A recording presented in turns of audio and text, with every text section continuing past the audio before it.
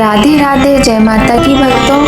आप सभी का स्वागत करती हूँ स्पिरिचुअल ज्ञान साधना में और आप सभी से अनुरोध करती हूँ कि स्पिरिचुअल ज्ञान साधना को सब्सक्राइब कर लीजिए और बेल आइकन को प्रेस कर दीजिए ताकि आपको नई नई वीडियोस का जय माता की राधे राधे भक्तों, कैसे हैं आप सभी लोग। आशा करते हैं सभी लोग बहुत अच्छे होंगे।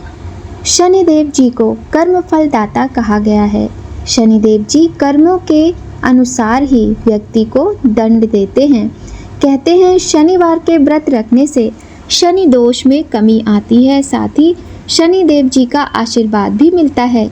शनि दोष और शनि की 7.5 से बचने के लिए शनिवार का व्रत करने के साथ साथ कथा का पाठ भी अवश्य करना चाहिए। प्रिय भक्तों, आज हम आपको सुनाएंगे भगवान शनिदेव की अति पावन कथा, जो कि प्रत्येक शनिवार के व्रत में अवश्य करना चाहिए।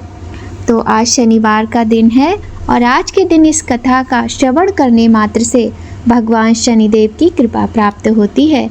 आइए भक्तों, प्रारंभ करते हैं आज की कथा। बोलिए गणेश भगवान की जय, गौरी शंकर भगवान की जय, लक्ष्मी नारायण भगवान की जय। बोलिए श्री शनिदेव भगवान की जय। आज्ञा दी गुरुदेव ने, दीना शीश झुकाए, कथा कहूँ शनिदेव की, भाषा सरल बनाए। सर्वप्रथम श्री सरस्वती माता का सुमिरन करके, गणपति जी महाराज को नमस्कार करके तथा अपने गुरुदेव के चरणों में माथा नवाकर मैं श्री शनिदेव जी की कथा प्रारंभ करती हूँ। ये शनिदेव जी जो मनोवांछित कार्यों को सफल बनाने वाले हैं तथा जिन्हें सकल नर नारी और 33 कोटि देवी देवता, मुनीश्वर, योगीश्वर ध्याते हैं, वही देव मेरी त्रुटियों को क्षमा करें और मुझ शरणागत को अपनी शरण में लें। मेरे मन में आपके प्रति अगाध प्रेम है। ये बात सर्वविदित है कि जो लोग शनिदेव जी को ध्याते हैं उनके सकल मनोरथ पूर्ण होते हैं तथा जो ऐसे देव को भूल जाते हैं वह इस संसार में महान दुख पाते हुए 12 प्रकार से नरकगामी होता है और अगले जन्म में पशु की योनि में जाता है।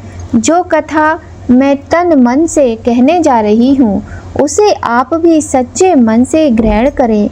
एक बार संसार में चहुं ओर पूजे जाने वाले नवग्रह एक स्थान पर एकत्रित हुए, परस्पर विविध 4 प्रकार से वार्तालाप करने लगे। जब बात घूमती हुई उस स्थान पर आ पहुंची कि हम नवग्रहों में सबसे बड़ा और सर्वाधिक पूजनीय कौन सा देवता है, तो प्रत्येक ग्रह देवता स्वयं को बड़ा कहने लगे। इस बात पर जब बहुत देर तक वाद विवाद होता रहा और कोई इसका निर्णय नहीं ले सका, तब यह तय हुआ कि चलो चलकर इंद्रदेव से इसका निर्णय करवाते हैं। अतः वे 9 के 9 ग्रह इंद्रदेव के समक्ष उपस्थित हुए। उन सब की बातें सुनकर इंद्रदेव भी सोच में पड़ गए। किसी ने कुछ बोला और किसी ने कुछ। तब इंद्रदेव ने सोचा, मैं किसे छोटा कहूँ और किसे बड़ा, किसकी श्रद्धा के पात्र बनूं और किसके कोप का भाजन। अंत में सोच समझकर निर्णय ना करते हुए वह बोले, मैं अल्प बुद्धि इस बात का निर्णय करने में असमर्थ हूँ। मुझे तो आप सभी बड़े नज़र आते हैं और मैं आप सभी का आदर सम्मान समभाव से करता हूँ। इस पर नवग्रह संतुष्ट नहीं हुए और हठ करने लगे कि इसका निर्णय आपको अवश्य करना चाहिए।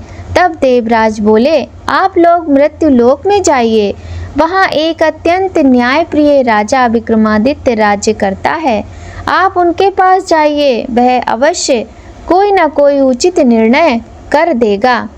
इंद्र से निराश होकर नवग्रह मृत्यु लोक में जाने को तत्पर हो गए। देवराज इंद्र ने जब उन्हें वहां जाते देखा तो प्रसन्न होकर चैन की सांस ली।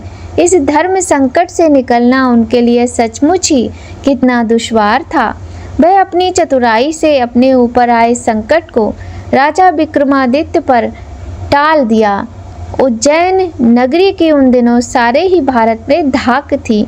एक तो वहां राजा विक्रमादित्य के दरबार में बड़े बड़े ज्ञानवान लोगों का सम्मेलन होता रहता था। दूसरे, उस न्यायप्रिय राजा के न्याय से उज्जैन नगरी का सारे भारत में डंका बजता था। स्वर्ग में जब नवग्रहों का निर्णय ना हो पाया तो वह अपने अपने विमानों पर आरूढ़ हो मृत्युलोक में आ पहुँचे। ठीक उस समय जब राजा विक्रमादित्य का दरबार ठसाठस भरा हुआ था, तब नवग्रह वहां जा पहुँचे। नवग्रहों को इकट्ठे देखकर विक्रमादित्य अपने सिंहासन से उठ खड़े हुए और सभी देवों को सम्मान पूर्वक आसन ग्रहण करने को कहा। किंतु राजा के इस सम्मान को किसी भी ग्रह देवता ने स्वीकार नहीं किया। तब विक्रमादित्य ने प्रश्नवाचक दृष्टि से उनकी ओर देखा तो बृहस्पति देव ने आगे बढ़कर दृढ़ स्वर में कहा, हे राजन, हम यहाँ पर तब तक आसन ग्रहण नहीं करेंगे जब तक कि आप हमारा यह निर्णय नहीं करेंगे कि हम लोगों में सबसे बड़ा कौन है। राजा अपने ऊपर आए इस धर्म संकट को देखकर पल भर के लिए तो घबरा गया, परंतु शीघ्र ही उसने स्वयं को संभाल लिया। उसने अपने मन में एक युक्ति सोच ली। दरबार में छोटे छोटे आसनों की एक पंक्ति प्रवेश द्वार तक चली गई थी। राजा ने उन लोगों से कहा कि आप यहाँ पर आसन ग्रहण कीजिए और मैं सोचकर अपना निर्णय करता हूँ। यह कहकर राजा अपने सिंहासन पर बैठ गया। सिंहासन के निकट जो आसन पड़ा था उस पर भागकर बृहस्पति देव जी जा बैठे। उनके अगले आसन पर सूर्य देव जा बैठे। सूर्य के निकट चंद्रमा और फिर इसी क्रम में बुध, मंगल, राहु, केतु इत्यादि ने भी अपना अपना आसन ग्रहण कर लिया। पंक्ति में 8वें थे भार्गव, किंतु उन्हें भी संतोष था कि उनके बाद शनिश्चर बैठेंगे, किंतु आसन प्रवेश द्वार के समीप होने के कारण और सबसे अंत में होने के कारण शनिदेव जी उस पर नहीं बैठे। राजा विक्रमादित्य ने सोचा था कि जो ग्रह उस अंतिम आसन पर बैठेगा वह उसी को विनय और दयाशील के आधार पर बड़ा कह देंगे, पर यहाँ तो बात ही दूसरी हो गई। शनिदेव जी अति क्रोधी और विकट स्वभाव के देवता हैं। जब वे नहीं बैठे तो 8 ग्रह खिलखिलाकर हंस पड़े। अपना इस प्रकार से अपमान होते देखकर शनिदेव जी की आंखें क्रोध से लाल हो गईं और भ्रुकुटी तन गई। क्रोध से कांपते हुए बोले, राजन, मुझसे बैर लेकर तुमने अच्छा नहीं किया। क्या समझकर तुमने मुझे इस प्रकार से अपमानित करना चाहा है और क्यों मुझे तले बिठाना चाहते हो?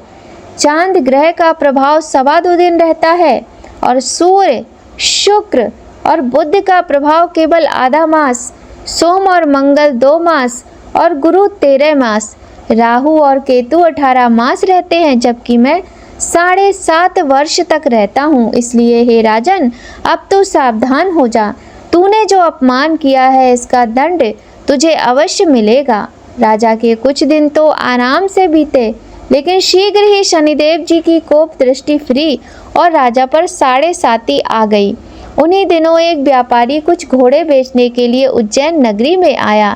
सुंदर सुंदर घोड़े देखकर राजा का जी ललचा गया। राजा ने उन्हें खरीदने का आदेश दिया। घोड़ों में एक घोड़ा भंवर नाम का था। राजा उस पर चढ़कर देखने लगे। कुछ देर तक तो घोड़ा राजा को लिए घूमता रहा, लेकिन फिर सहसा भाग खड़ा हुआ। राजा को बड़ा अचंभा हुआ। घोड़ा एक भयानक जंगल में राजा को पटककर अंतर्ध्यान हो गया। राजा अकेला उस वीरान जंगल में भटकने लगा। साय के समय जब उसे प्यास बहुत सताने लगी तो वह जोर जोर से चीखने लगा। उधर एक पगडंडी से एक ग्वाला अपने गांव को जा रहा था। वह राजा की आवाज़ सुनकर रुक गया। राजा उसके पास आया। ग्वाले ने उसकी व्यथा जानकर उसे निकट के नदी पर ले जाकर पानी पिलाया। पानी पीने के बाद राजा स्वस्थ हो गया और प्रसन्न होकर उसने ग्वाले को अपने हाथ की अंगूठी उतार कर दे दी और उससे कहा कि मैं उज्जैन का रहने वाला हूँ और यहाँ रास्ता भटक गया हूँ, तुम मुझे रास्ता दिखाओ। तब ग्वाला उसे अपने साथ गांव ले आया। वहाँ एक मिष्ठान की दुकान पर राजा ने मिठाई खा पीकर भूख मिटाई और दुकानदार को भी एक अंगूठी उतार कर दे दी। दुकानदार के पूछने पर उसने उससे भी यही कहा कि वह उज्जैन नगरी का रहने वाला है और उसका नाम बोना है। फिर वह दुकान के बंद होने तक वहीं बैठा दुकानदार से बातें करता रहा। उस दिन दुकानदार की बिक्री तो बहुत हुई। उसने सोचा ये भाग्यवान पुरुष है जो इसके आने से आज मेरी इतनी बिक्री हुई है। इसलिए रात होने पर वह उससे बोला कि वह उसके साथ उसके घर चले और उसके साथ ही भोजन करे। राजा मान गया। वह दोनों घर पर पहुँचे तो दुकानदार की पत्नी ने उनका बड़ा स्वागत सत्कार किया और अतिथि के लिए विशेष रूप से भोजन तैयार किया। भोजन करते समय एक अद्भुत घटना घटी। जहाँ राजा भोजन कर रहा था वहीं सामने की दीवार पर सोने का एक सतलड़ा चित्र था। सहसा ही वह हार टंगा हुआ था वहाँ पर। उसके पीछे एक वहाँ से अचानक उसे ऐसा दिखाई पड़ा कि जैसे वह हार अदृश्य हो गया हो। दुकानदार के यहाँ एक बांदी थी। उसने जाकर घर की मालकिन से कहा कि खूंटी पर हार नहीं है। जब बात दुकानदार तक पहुँची तो उसने राजा से पूछा। राजा बोला, मुझे तो नहीं मालूम, तुम्हारे और मेरे अतिरिक्त तो यहाँ कोई था ही नहीं। सच सच बताओ हार कहाँ है, मुझे नहीं मालूम। राजा फिर बोला, मेरे पास कोई हार नहीं है। जब कोई निर्णय नहीं हो सका तो दुकानदार राजा को उस नगर के राजा के पास ले गया। उस नगर के राजा ने जब विक्रमादित्य की भोली भाली सूरत देखी तो बोला, ये व्यक्ति कभी भी चोरी नहीं कर सकता। यह कहकर उसने विक्रमादित्य को छोड़ दिया। विक्रमादित्य जब उस नगर में यूं ही इधर उधर घूम रहा था तब उस नगर के एक तेली ने उससे कहा कि वह उसके यहाँ काम कर ले तो वह उसे रहने का स्थान और खाने की सामग्री भी देगा। राजा मान गया और तेली उसे अपने घर ले आया। वहाँ सारा दिन राजा धाड़ी पर बैठा उसके बैलों को हाँकता रहता और तेली बाजार में तेल बेच आता। जब वर्षा ऋतु आई और मूसलाधार वर्षा होने लगी तब धाड़ी पर बैठे हुए विक्रमादित्य ने मौज में आकर ऊंचे ऊंचे स्वर में राग अलापना आरंभ कर दिया। निकट ही उस नगर के राजा का राजमहल था। वहां खिड़की में बैठी राजकुमारी ने जब राजा का मधुर स्वर में गीत सुना तो वह अपना दिल हार बैठी। उसने बांदी को पता करने के लिए भेजा। बांदी वहां राजा को गाते हुए देखकर लौटी तो राजकुमारी से बोली कि वहां पर तो कोई अति सुकुमार नवयुवक बैठा मस्ती में आंखें बंद किए गा रहा है। राजकुमारी ने सुना तो उसने अन्न जल का त्याग कर दिया। रात तक जब उसने कुछ नहीं खाया तो रानी ने आकर उसे समझाया, पर वह बोली कि वह तो उस गाने वाले से ही शादी करेगी। रानी ने जाकर राजा से कहा कि राजकुमारी एक तेली पर मोहित हो गई है और उससे ब्याह रचाना चाहती है। राजा ने सुना तो बहुत क्रुद्ध हो गया। उसने तेली के घर से विक्रमादित्य को बुलाया और उसके हाथ काटकर जंगल में फेंकवा दिए। जब ये बात राजकुमारी को पता चली तो वह और भी अपनी बात पर दृढ़ हो गई। बोली, मैंने तो अब उसी को चुन लिया है, वह चाहे कैसा भी हो उसी से विवाह करूंगी। बेटी की हट देखकर लाचार हो राजा ने दोबारा विक्रमादित्य को नगर में बुलवाया और उससे राजकुमारी का मामूली ढंग से पाणी ग्रहण कराया और एक साधारण मकान में दोनों को बसा दिया। दोनों वहीं रहने लगे। एक दिन जब विक्रमादित्य सोया था तो स्वप्न में उसे शनिदेव जी नजर आए। विक्रमादित्य ने उनके सामने नमस्कार किया और क्षमा प्रार्थना की। शनिदेव जी ने उसे आशीर्वाद दिया और बोले, अब तुम्हारी 7.5 जो कि 7.5 वर्ष तक होती है समाप्त हो गई है। राजा बोला, मुझसे जो गलती हुई उसके लिए मुझे क्षमा कर दीजिए।